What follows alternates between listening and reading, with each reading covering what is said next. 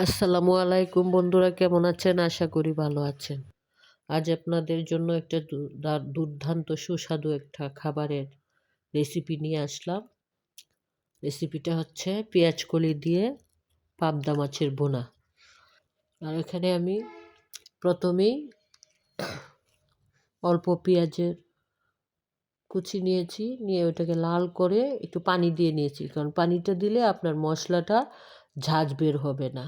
সেই জন্য প্রথম একটু পানি দিয়ে নিলাম, তারপরে আমি একে একে সব মশলা দিয়ে দিচ্ছি। এখানে আমি দিচ্ছি মরিচের গুঁড়ো, হলুদের গুঁড়ো, ধনিয়া গুঁড়ো, জিরার গুঁড়ো। তারপরে একটু মশলাটা আমি একটু কষিয়ে নিব। কষিয়ে নেওয়ার পরে লবণ তো দিবই, লবণটা স্বাদ মতো সবাই দিয়ে দিবেন।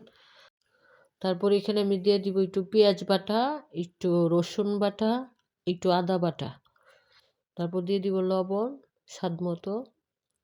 তারপর মাংসটা মশলাটা আমার কষানো হয়ে গেছে। এখন আমি দিয়ে দিব এখানে, হ্যাঁ, মশলাটা যখন কষানো হয়ে যাবে তখন এখানে আমি দিয়ে দিব পেঁয়াজ কলি।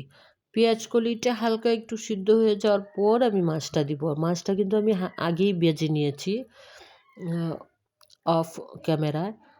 সরি, এটা অন করতে মনে নাই, তাই আমি মাছ ভাজিটা আপনাদেরকে দেখাই নাই।